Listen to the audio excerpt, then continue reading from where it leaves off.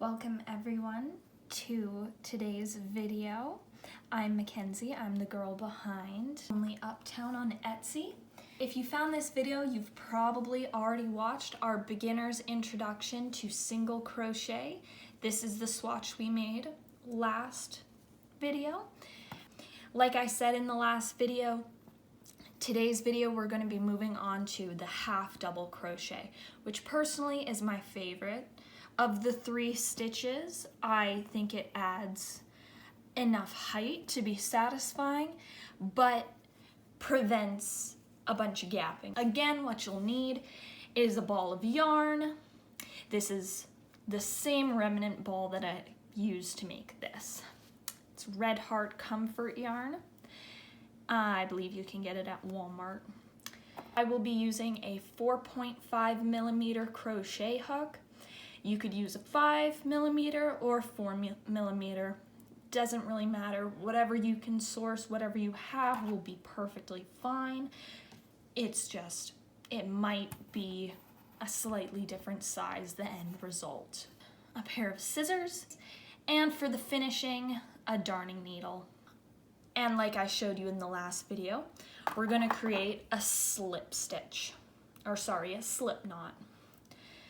Hold it, wrap it around the 2 fingers. I'll show you how to do it again. And then grab this strand from between, perfect. And make sure that how you tighten it is on the working strand, not the tail strand. So then just choke that up a little bit, and you don't want it to be too tight there. Begin by chaining 17 this time. Last time we chained 16. 1, 2, 3, 4, 5, 6. We've now made 7 of these little V's, which we'll call chains.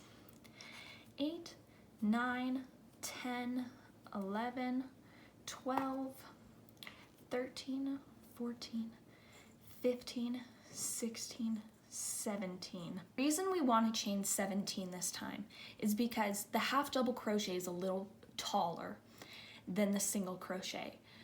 So instead of inserting into the second stitch from the hook, again, we do not count the loop on the hook as a stitch, we will go into the third. So just count from your hook, 1, 2, 3, this third loop or chain. Now to begin your first half double crochet, it's a little different than your single crochet. In the single crochet, we just inserted right in between that V right there, between those 2 strands. For the half double crochet, what we do is we yarn over like we were to chain before we insert. So as you can see, it's in between those 2 strands right there, and it's got now 2 loops on here. Now, again, what you're gonna do is you're going to yarn over, grabbing this yarn, and pull through. So now you have 3 loops on your hook. Yarn over, and just pull through all 3 loops. And you've just made your first half double crochet. Now let's do that again. Yarn over, insert into the next chain in the row, yarn over, pull through, yarn over, pull through all 3. And as you can see, compared to the single crochet row, it's a little bit taller. Now let's do that again. Yarn over, insert into chain, yarn over, pull through, yarn over, pull through 3. So we're just going to continue doing that until we've made a half double crochet in every chain in the row.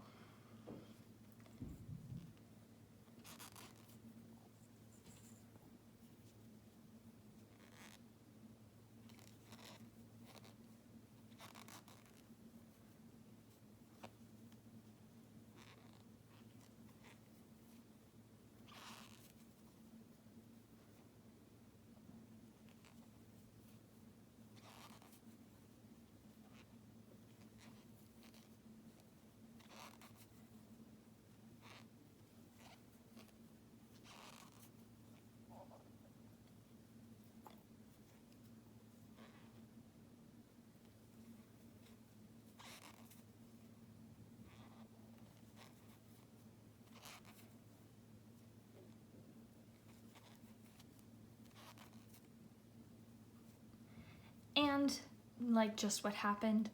Sometimes when you're going a little faster or at an odd angle, unfortunately I'm going at a little bit of an odd angle when I'm working this, just for filming purposes, sometimes your hook will slip out. When it slipped out, it looked a bit like this. That is no problem. You can redo that so easily.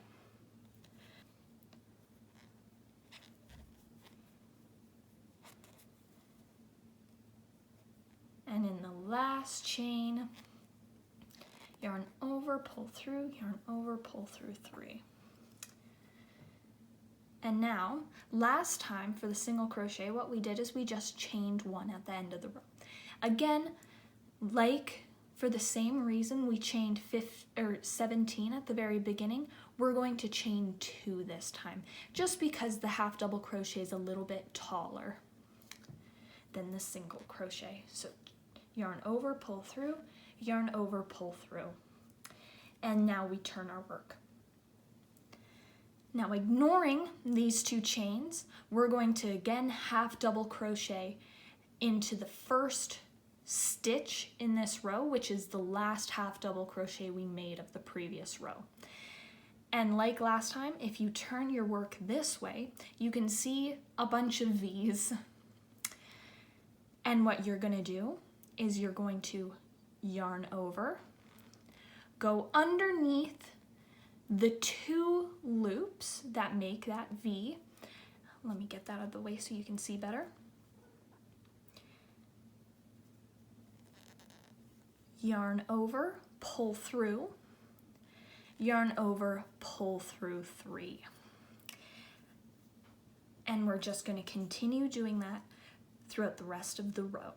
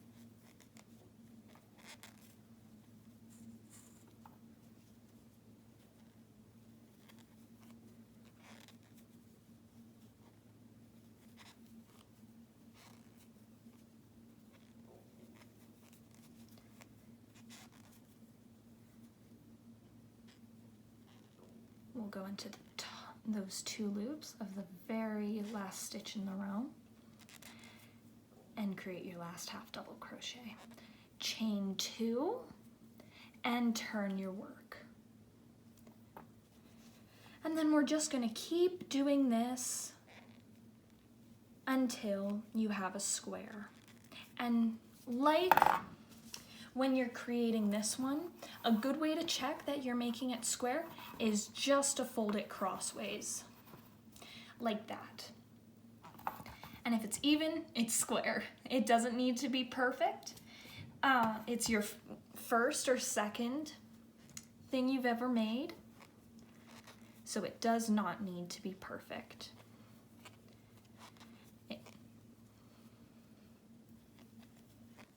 We're just going to finish up this row with the last, I believe, 3 half double crochets.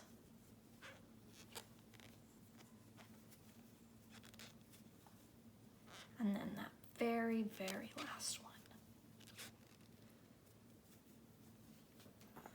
Right, and to tie it off, this works perfectly fine. You can tie it more securely if you wish, but that would be perfectly fine. Just take your scissors, give yourself a good tail there to weave in. Now, because this is going to be a coaster, at least in my case, it's not going to go through a bunch of wear and tear, so tying it off just like this is perfectly suitable. You can always tie it off more securely if you're making something that's gonna be handled a little bit more roughly.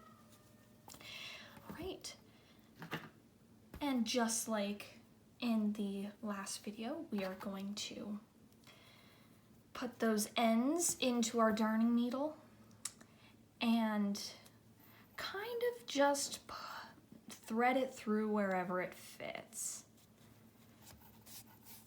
Zigzag formation, it will be unlikely to come out. And just go along those rows.